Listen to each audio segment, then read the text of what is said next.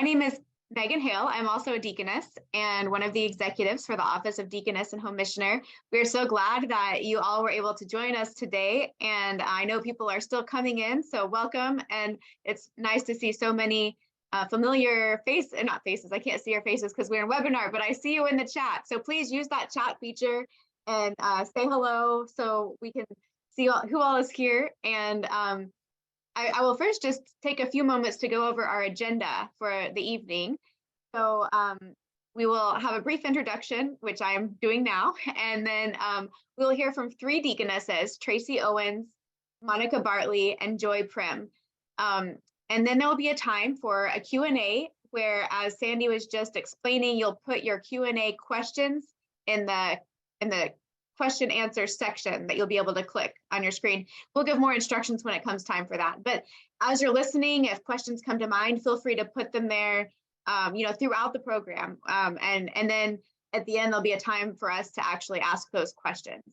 We'll have some closing remarks, and then we will have optional breakout rooms if you want to get to know and hear from these different deaconesses a little bit more afterwards. So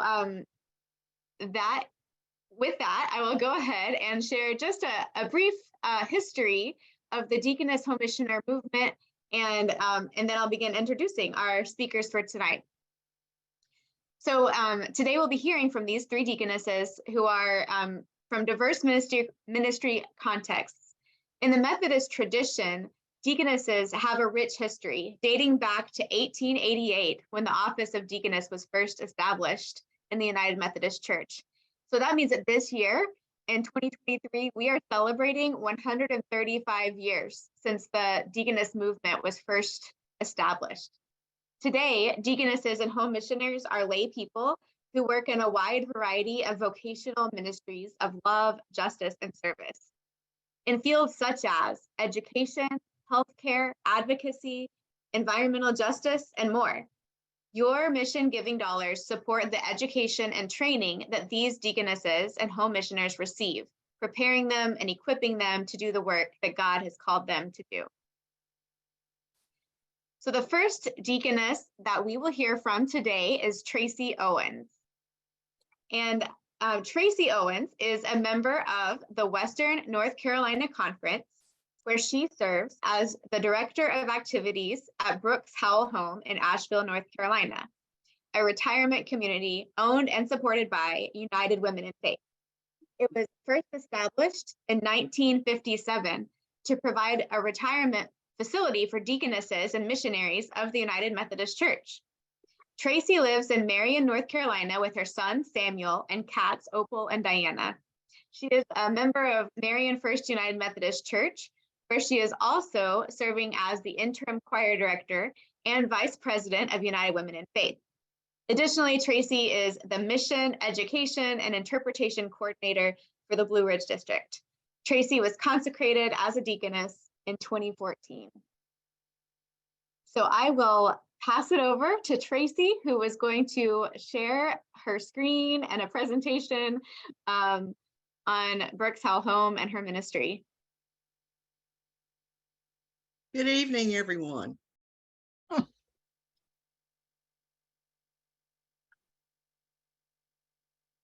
So I am Deaconess Tracey Owens. I am the Director of Activities at Brooks-Howell Home in Asheville, North Carolina. Here is the original entrance to Brooks-Howell. If you don't know, Brooks-Howell is a nonprofit, charitable, continuing care retirement community owned and supported by United Women in Faith. And it was established to provide retirement facilities for deaconesses and missionaries. We just had our 65th anniversary last year. The property was purchased in 1956, and the first residents came to live there in 1957. And so as I go along showing you the pictures of different seasons at Brooks-Howell, I'll be talking about my ministry there. So here is the front entrance to the Bethea building. It is named after Mary Bethea, who was one of the executive directors at Brooks-Howell. And obviously this is a Christmas picture. Here's beautiful, as Asheville is well known for all 4 seasons, here's a beautiful snow picture. And we have independent as well as healthcare. We do not have assisted living at Brooks-Howell. And this actually scene is from the area called the Quad, where there's 4 apartments. And here is another scene from the village. And the village has an activities building, and that's where many deaconesses and home missioners come to do their core studies. They will be coming in a few weeks, a new group of candidates, and we look forward to that. Here's the village in springtime, and we are having an early spring in Asheville right now. We've had a lot of warm weather, very little cold weather, so it's already turning spring. Here's an Easter tree outside of the Quad again. Eligibility to live at Brooks-Howell has changed. It is now 60 years of age and older. It is not just open to United Methodist. We are now very ecumenical. We've been that way in our health center, but just became that way for the independent living in the past few years. That's our beautiful chapel, a summer scene. And this is one of my favorite pictures of Brooks-Howell in the fall. We have many amenities there.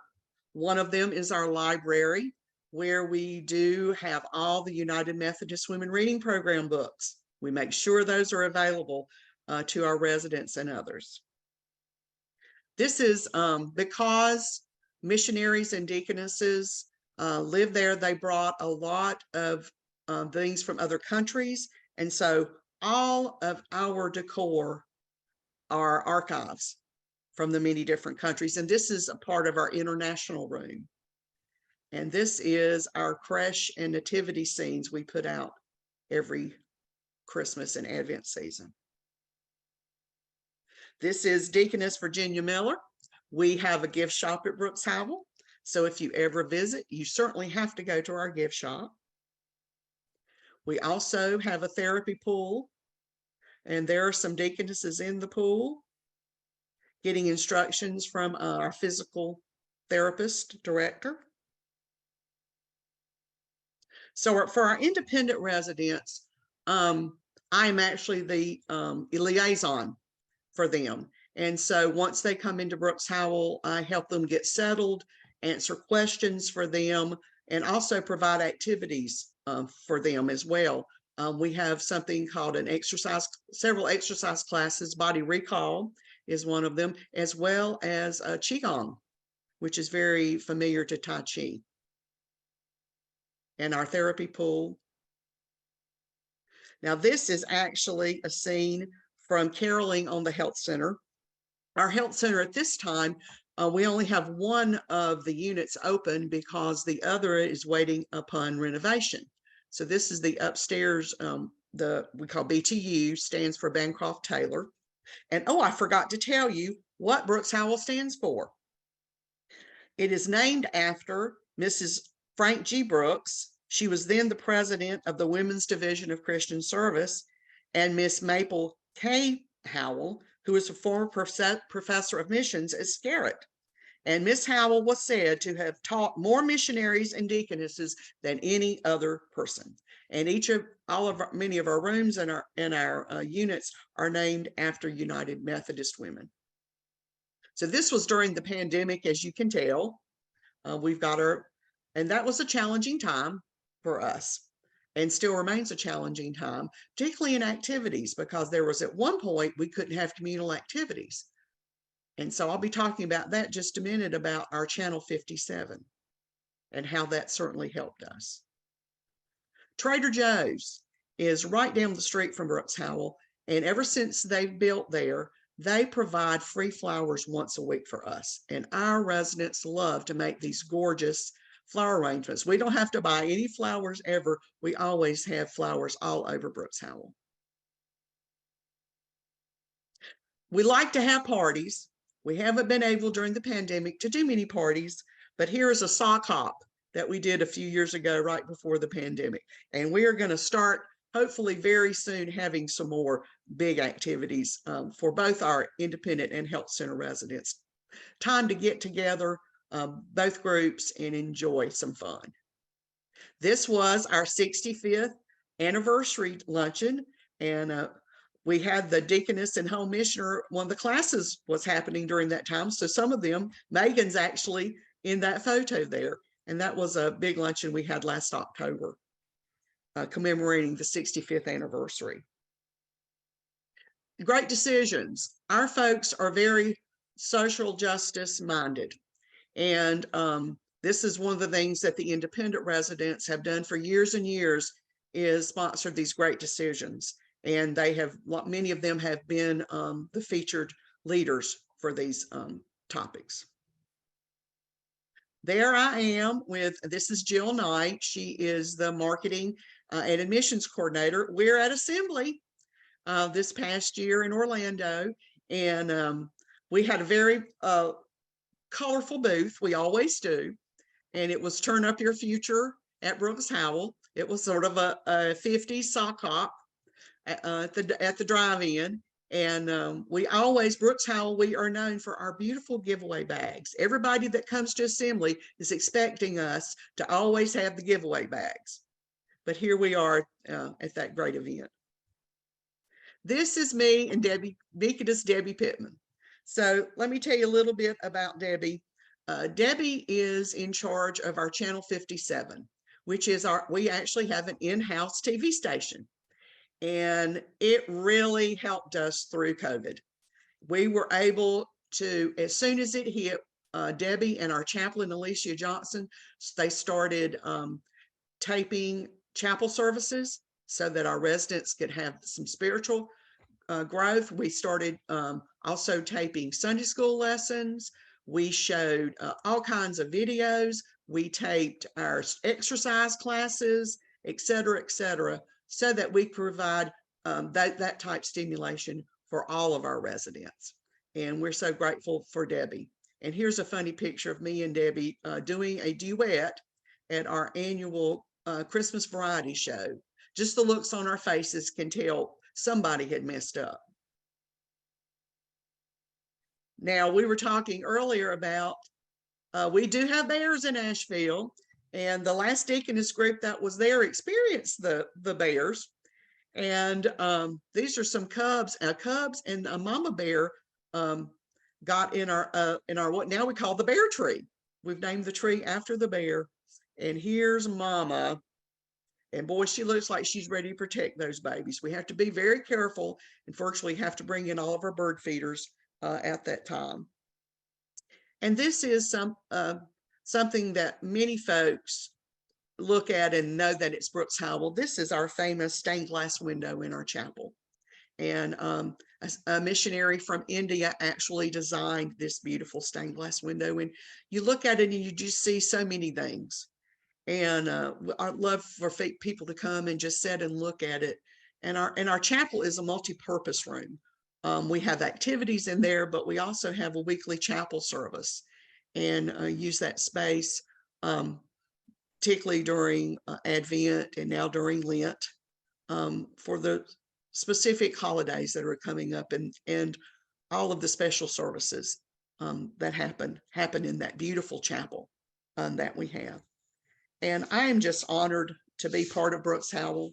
Our motto for our residents is called, served, serving still. And that certainly explains and epitomizes many of the residents are there, because that's exactly what they're doing. And I've been called and I'm serving, and I continue to serving still once I retire. So thank you for this opportunity to share a little bit about Brooks-Howell. And I look forward to folks in the chat room when we go there. If you'd like some more information about Brooks-Howell and about my ministry there, I would love to share it. Thank you. Thank you, Tracey. We all love Brooks-Howell and love being there with the retirees. Monica Bartley is a resident of Brooklyn, New York. She recently retired as the Community Outreach Coordinator for the Center for Independence of the Disabled in New York City. In her work, Monica coordinated the Sydney Action Network, or CAN, to educate people with disabilities and help them become leaders in community advocacy. Though she officially retired from Sydney just last month, Monica is still actively working to organize member visits with legislators to advocate and educate legislators on how bills and the law will affect people with disabilities. Monica trains people to survey polling sites, street access, restaurants, and green markets. She works to educate the media about the lives of people with disabilities and access issues in New York City. And she promotes social justice for people with disabilities. Monica was welcomed to the Order of Deaconess and Home Missioner in 2020, and she was consecrated at Assembly in 2022 in Orlando, Florida. So glad you could be with us, Monica. Thanks, Christy. Thanks for that wonderful introduction. Let me share my screen.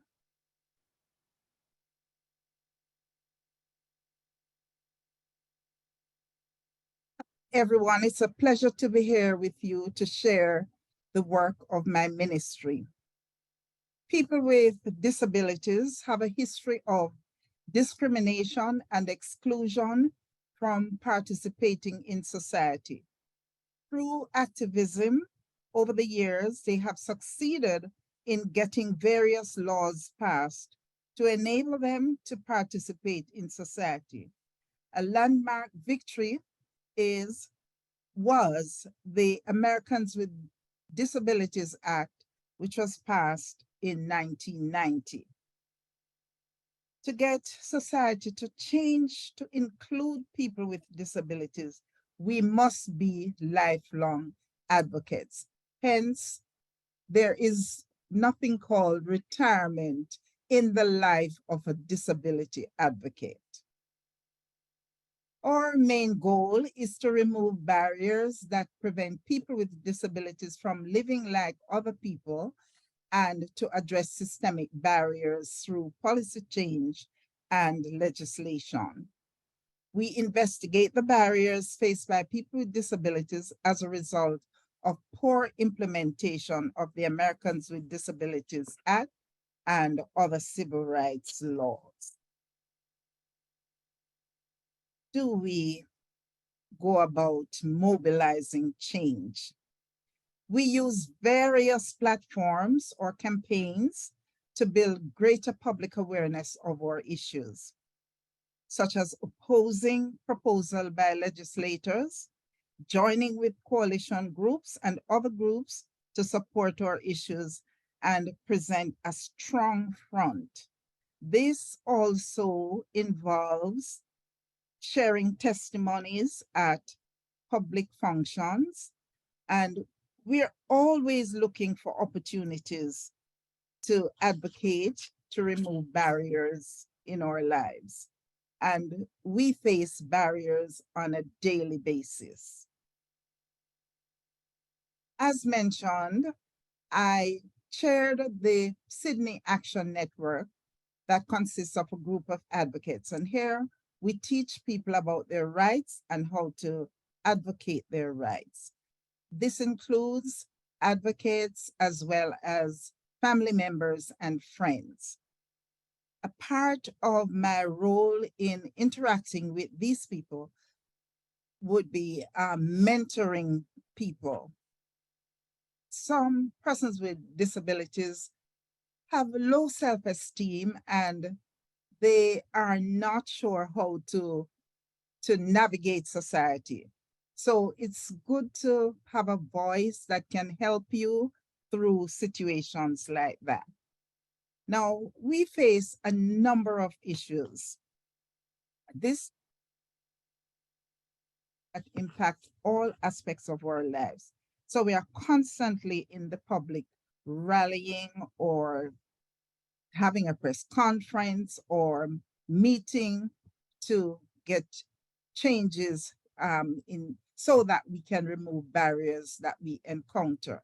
And as you can see, this is a long list, but the list covers all areas of life that we would be involved with: healthcare, housing, education, emergency preparedness during Hurricane Sandy, adequate provision wasn't made for people with disabilities, and people were stuck in their apartments for days without power. So we had to address that issue.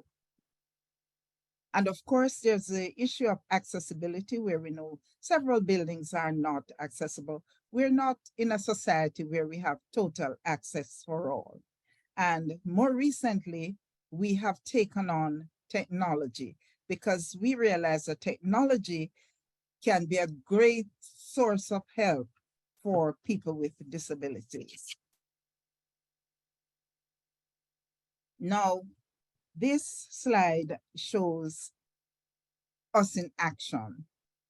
There was a threat to cut Medicaid, and we had a vigil to show how important Medicaid is for people with disabilities. For some people, it's their main source of health insurance. So we were there, we did several actions with regard to this. And I think there was just, we didn't get exactly what we wanted, but the cut wasn't as great as they intended in the beginning. Here we are supporting Council Member Helen Rosenthal, who successfully got a bill passed for hearing loops in New York City. And this applies to all City Council meetings and New York City Council events. So we have legislators who become our allies, and Councilmember Rosenthal is was one of our strong allies. She's no longer in the council.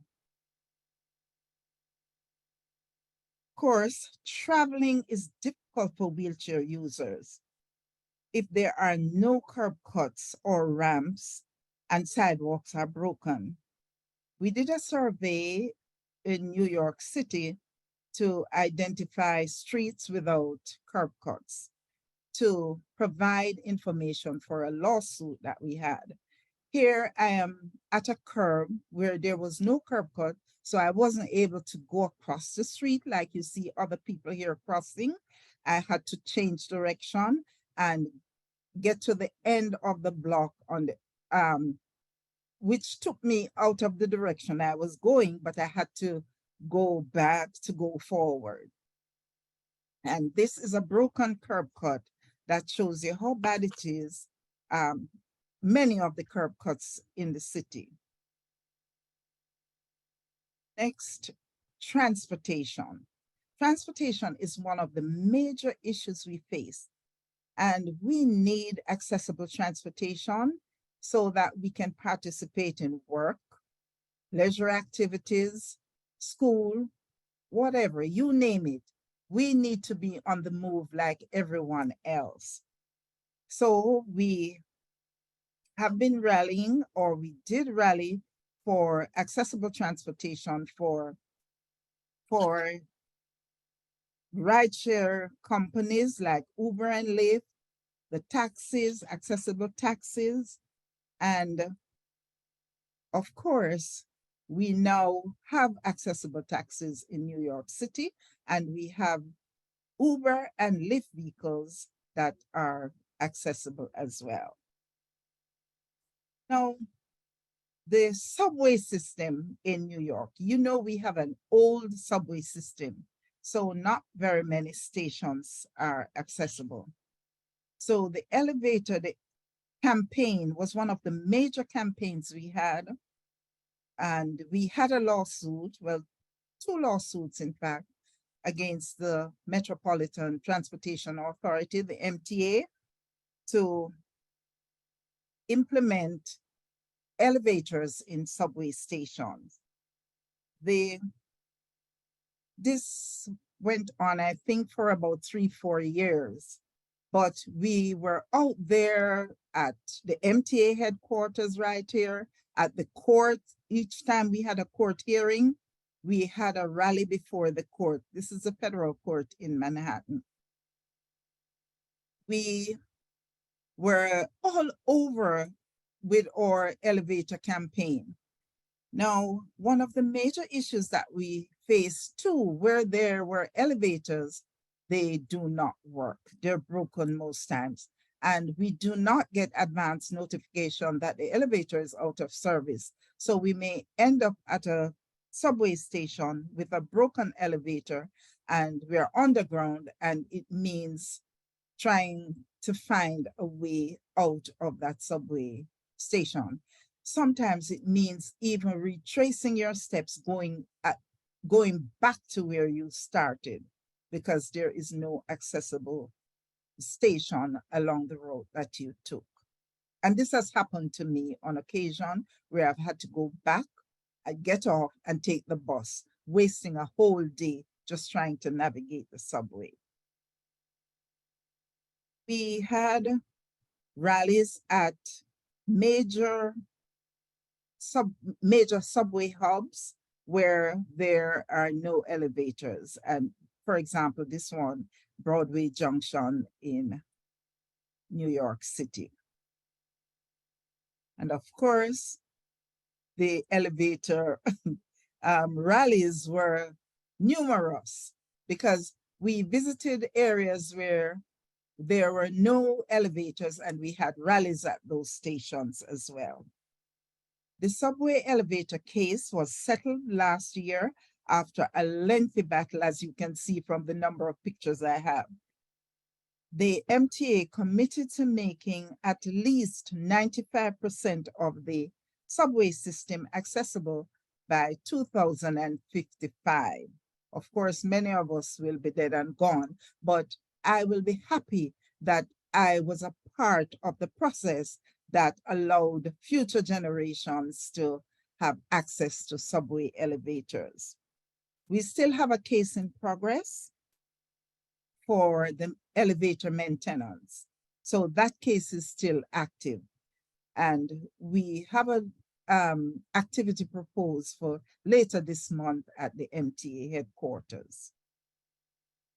Of course, we are affected by things at the federal level as well. So we are here calling for an end to the filibuster so that we can benefit from the various laws that would affect our lives. Fair pay for home care. Now, that is a very important issue for people with disabilities. There are many people with disabilities who are not able to function independently and rely on home care assistance. Without this, they would be placed in institutions.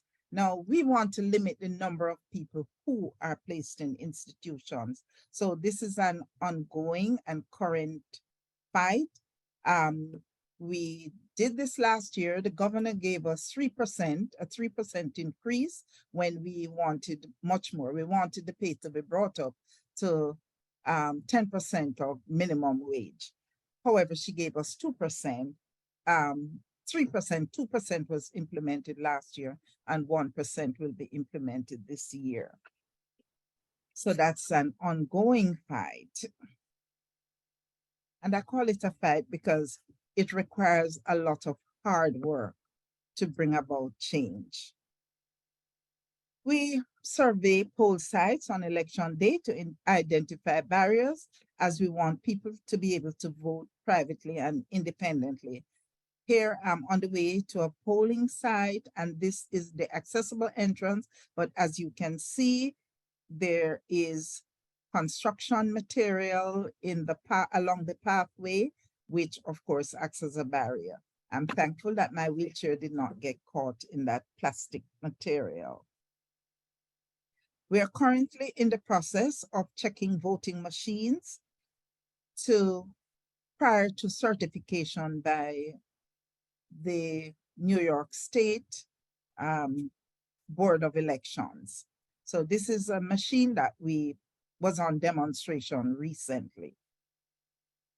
And of course, we do voter registration drives. This is at a library and another library and another library. And we joined with our coalition partners, the Public Advocate Office was with us for this particular one.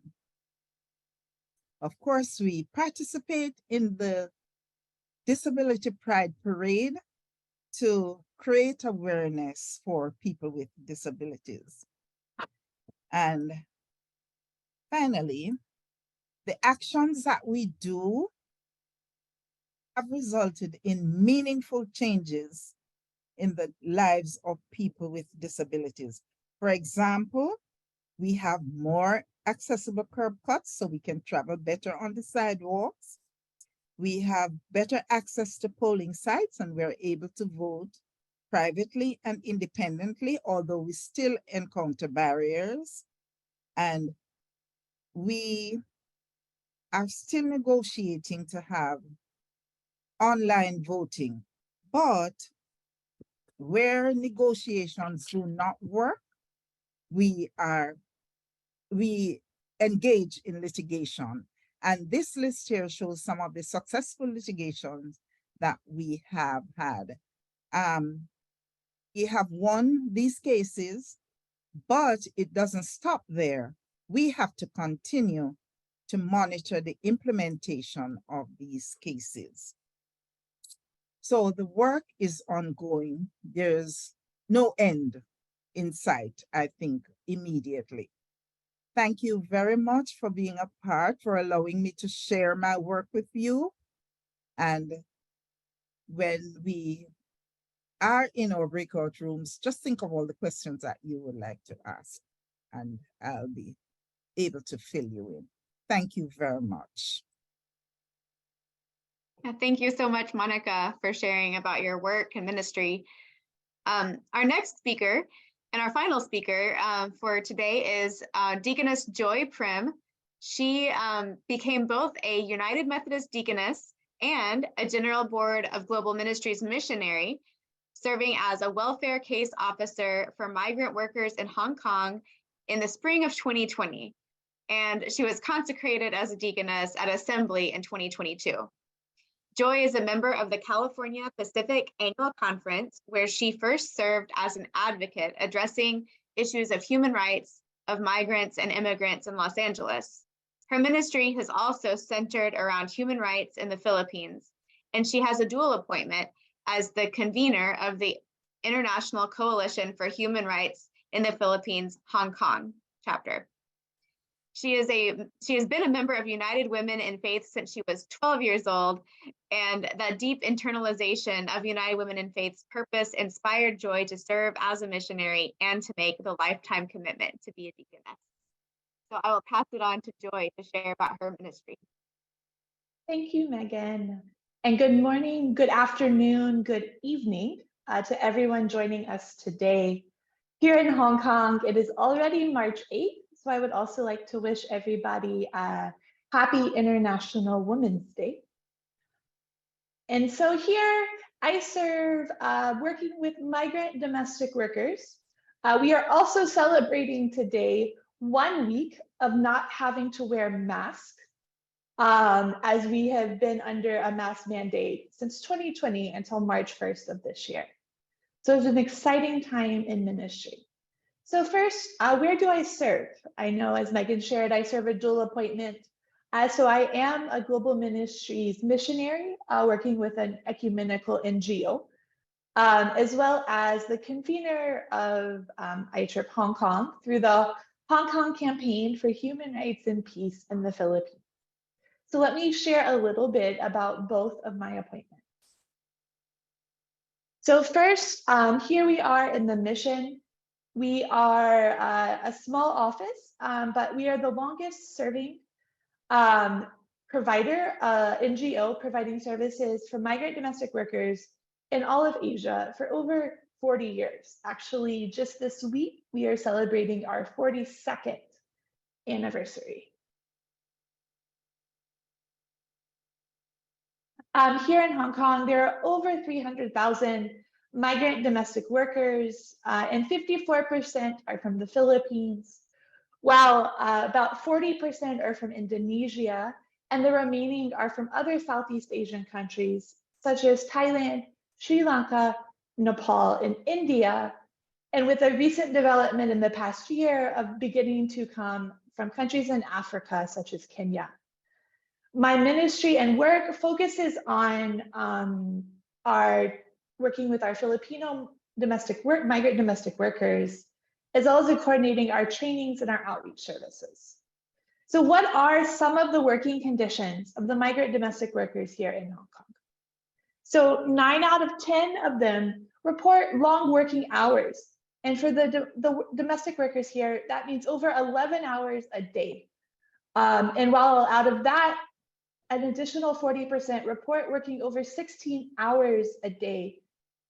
They are forced to live in their employer's tiny flats here in Hong Kong, meaning that many are forced to sleep in common spaces, such as on couches. And while, and in even more extreme scenarios, in kitchens and bathrooms. And during the COVID-19 pandemic, 1 out of every 2 domestic workers who sought services from our office were denied their weekly day off or their weekly rest day. Here are some of the real life sleeping conditions of the migrant workers who sought our help. We have here on the right a couch that had a pull-out curtain. So this was the living room couch of the employer's house, and the curtain would pull out to give the worker some privacy. Unfortunately, this was also a cause for arguments in the house, as the employer liked to stay up late on the couch, watching TV and relaxing with their family. Here on the left, we have a picture of a migrant in her quote unquote private room. Yes, that is a toilet.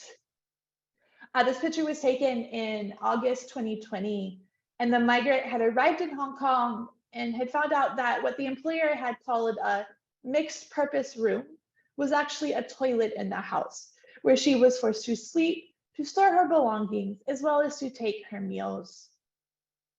She ended up giving notice terminating her contract, and her employer tried to put her on an airplane back to the Philippines that night.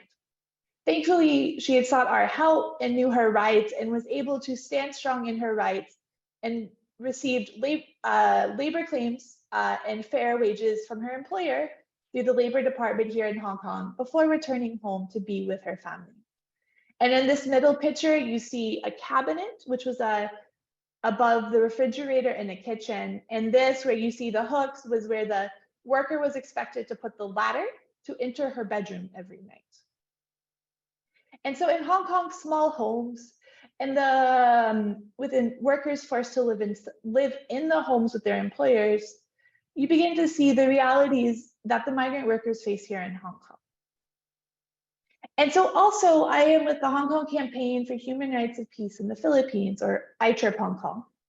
We were founded in 2005 and have continued to be the Hong Kong-based network of non-Filipinos and Filipinos concerned about the human rights crisis in the Philippines and committed to working for a just and lasting peace in the country.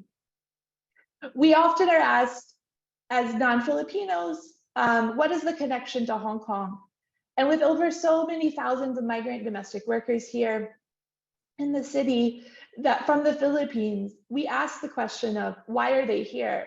And in understanding the conditions back in the Philippines that forced them to migrate to find work here, even with the challenging working conditions and the discrimination and harassment that they face. And so here, as I mentioned, the domestic workers get 1 day off a week. And for many, this is Sunday. And so we say here that we have 2 weeks. We have Monday through Saturday, and then we have Sunday. And this is because for the migrants, this is the only day the main day where they can see their friends, they can speak their language, they can be together in community, which has become even more treasured during the COVID-19 pandemic. And so here, and it's on these Sundays where we gather together to be in community with the migrants, that I've learned the importance of the ministry of listening. Just taking time to hear their stories, to understand what they're experiencing.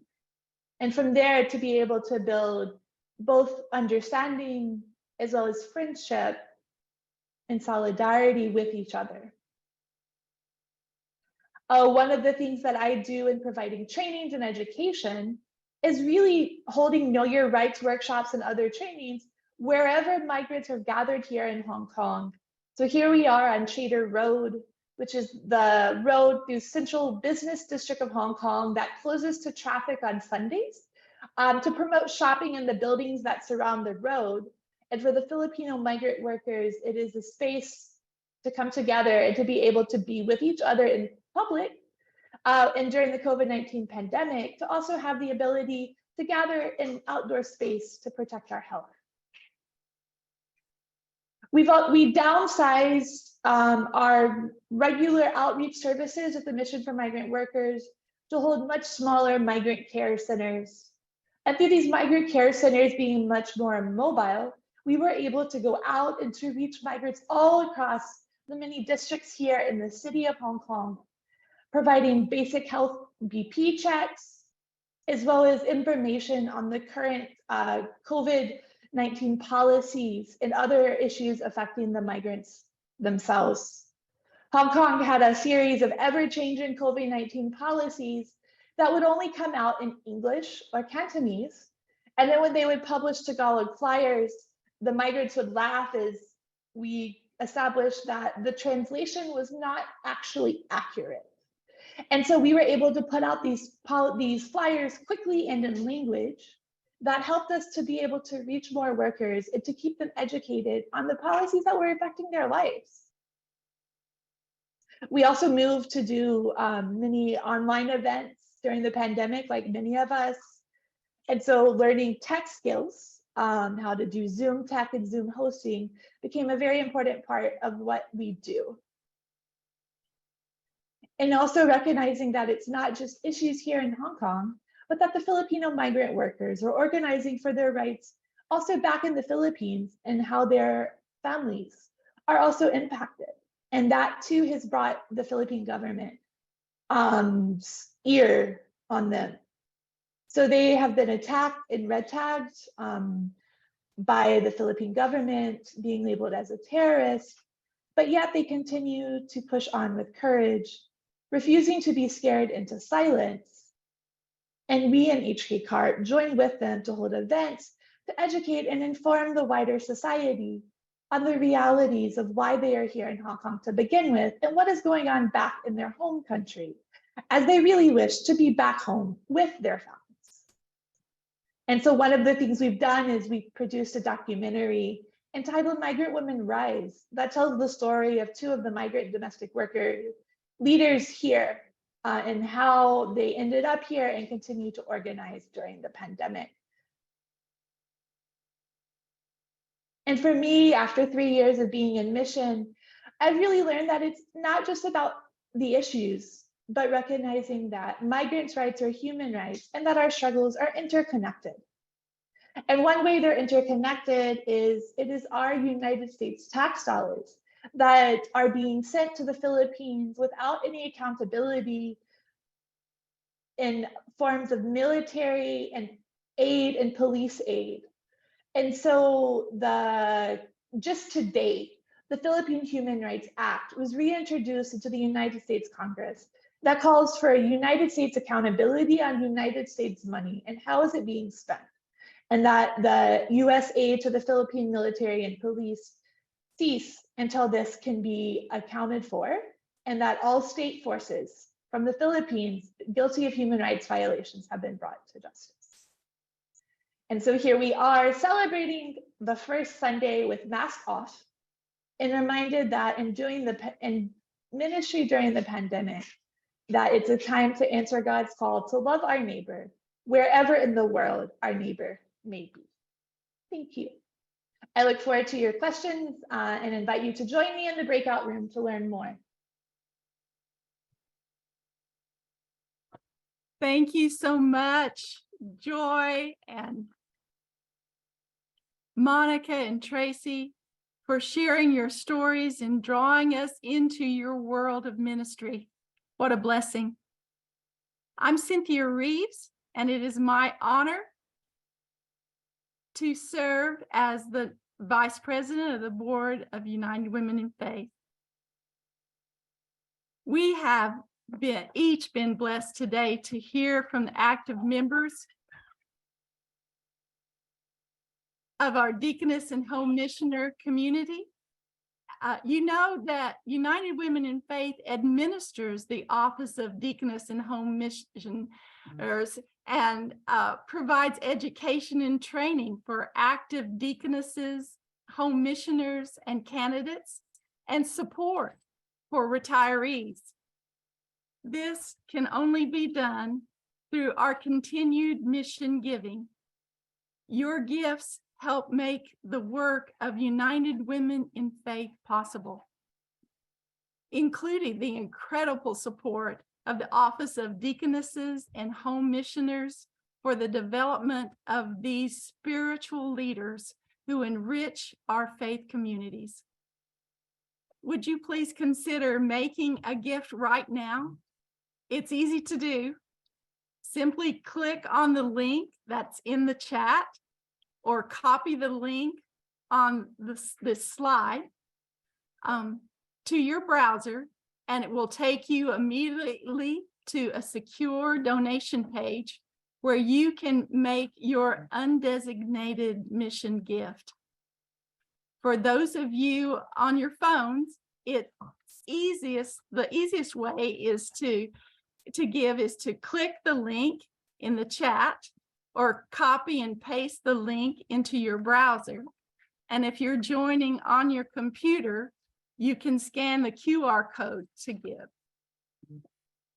Perhaps you've decided after taking part in this voices or the previous voices that you participated in, that seeing your mission dollars in action like this has moved you to increase your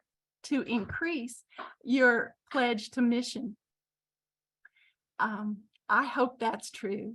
And I hope that you giving through your local unit can say to the women also in your unit, not bragging, but say, yes, I increase my pledge because I know of the work that's being done, and it is needed work and they need our help. So thank you. Thank you for what you can give. I hope that you will share this excitement that we've had today. And please join me, and to quote Bishop Snazy, in extravagant generosity to support this and all other vital work that comes through our mission gifts and makes it happen. And I also want to invite you to the next Voices from the Field. Get out your pen and paper or take a note here. It's Tuesday, May 16th at 10 a.m. Eastern Time. It's entitled Living the Dream with regional missionaries Elmira Salou, Binda Kiwa, and Andrea Riley Rocha Soros. So please put it on your calendars now, May 16th at 10 Eastern Time. You'll want to hear the stories of these three amazing women.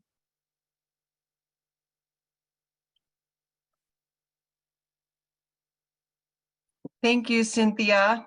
And thank you again to all of you for being here with us this evening to hear these incredible presentations by three of our deaconesses. For those of you who are regulars to Voices from the Field, you may notice our format is a bit different. So we ask if you have questions to please use the Q&A function, which is a button at the bottom of your screen, and you can type your questions in there. Some of you already have, and we will get started. We have just a few minutes for our Q&A together here in the large group session. So as a warm-up, a question for the three of you. Your training and education is supported by the gifts of United Women in Faith members and others. How do you feel that training and education to become a deaconess and home missioner has helped you in your home ministry setting?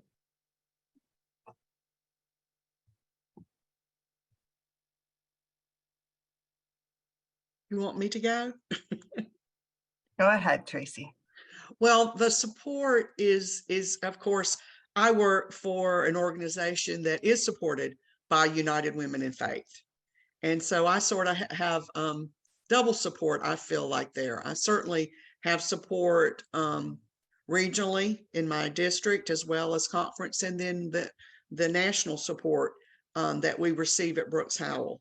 And then also the support of being part of being in the Deaconess Home Missioner community. It's a community unlike any other.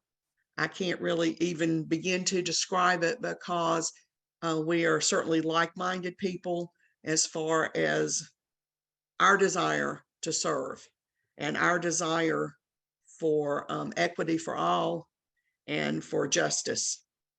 And we certainly appreciate all support that United Women in Faith and United Methodist Women in the past has given us to be able to become deaconesses, and the support, I thank you personally, the support that is given to Brooks-Howell as well. I Go will ahead. go next. Good. Our ministry is based on love, justice, and service. And what we were taught covers all of that. We were trained in inclusiveness and non-discrimination, to recognize each person as an important, valuable member of society. And this training cut across a wide area. All the field trips that we did to the various places to see how people are treated, these contributed to our training. So all of that has helped to reinforce my ministry, where we're faced with discrimination on a daily basis. So I am able to identify where people are excluded or feel that they are on the fringe of society, and to show them the love that they need. Sometimes it calls for mentoring people, just showing them love and making them feel as if they are important, treasured members of society. So this ministry of love, justice, and service, all that we learn in our training contributed to making us that type of person. And I'm really very happy that I was involved in it and continue to be a deaconess. Thank you, Monica. So we have very little time left in our full hour. So there are some questions in the Q&A that perhaps could be responded through typing, but I will ask one of the questions that came through the chat, and remind all of you that you can join each of our speakers or one of our speakers in a Zoom room at the close of our formal program, where you can ask more specific questions of each of them. But I'll also ask our panelists to respond via the Q&A function as well. But for our closing question, what is one thing that has given you hope in the mission field? And maybe Joy, you want to start us off with this one? Yeah, I think one thing that's really given me hope being in the mission field and this times is community.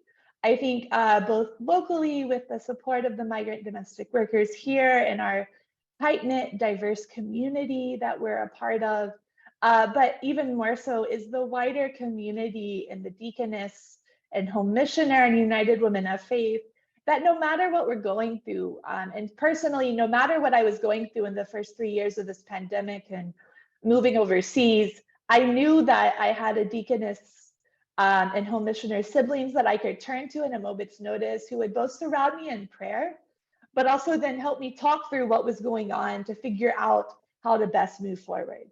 And so one thing that's really giving me hope, that gives me hope looking into the future, is community.